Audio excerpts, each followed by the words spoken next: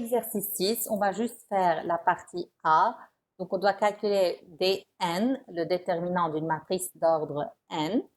Donc, dans cette matrice-là, on remarque que vous avez x, a. Donc, si vous faites la somme des termes de la première ligne, vous allez trouver x plus a plus a plus a n-1 fois. Pourquoi?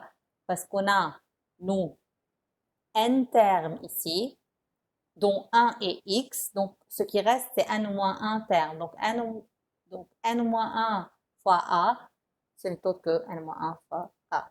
Donc, c'est pour cela on va faire l'opération colonne 1 plus colonne 2 jusqu'à colonne n. Comme ça, on va trouver pour la première ligne x plus n moins 1a. Pour la deuxième ligne, si vous faites a plus x plus a plus a plus a plus a, vous allez trouver x plus n moins a jusqu'à arriver à la dernière ligne. Donc a plus a plus a plus x, ce n'est autre que x plus n moins 1a. Pourquoi on a fait cela?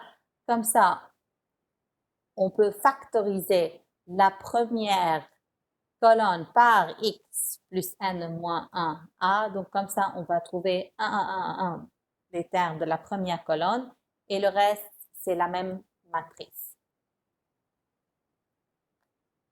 Maintenant, vous pouvez essayer de faire une autre méthode. Mais là, la particularité de cette méthode-là, c'est que puisque vous avez trouvé 1 partout dans la première colonne, donc si vous faites maintenant l'opération L2 moins L1, vous allez trouver 1 moins 1, 0. L3 moins L1, pareil, 1 moins 1, 0. Et jusqu'à Ln moins 1, donc 1 moins 1, c'est 0 aussi. Donc comme ça, on a une colonne qui est toute nulle, sauf un seul terme. Donc le calcul des déterminants va être beaucoup plus simple. Donc, si vous faites maintenant le calcul L2 moins L1, 1 moins 1, donc on a dit c'est 0, x moins a, puis on a ici a et ici a aussi, donc ça va être 0.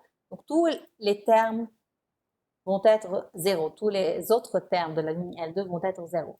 Pour la ligne L3, 1 moins 1 aussi 0, a moins a 0. Là, vous allez trouver x moins a. Et puis, le reste des termes, c'est 0. Jusqu'à la ligne Ln. Donc, on va avoir 1 moins 1, 0, a moins a, 0, a moins a, 0, et finalement x moins a. Donc, si vous remarquez maintenant, ça, c'est une matrice triangulaire supérieure. Pourquoi? Vous avez les termes de la diagonale, tout ce qui est en dessous est nul. Donc, le déterminant d'une matrice triangulaire supérieure n'est autre que le produit des termes diagonaux.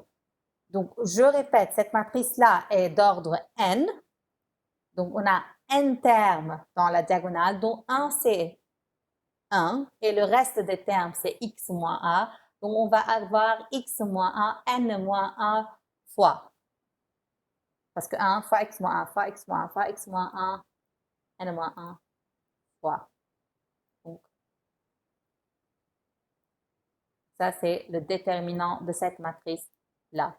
D'où on a trouvé le déterminant de la matrice Dn.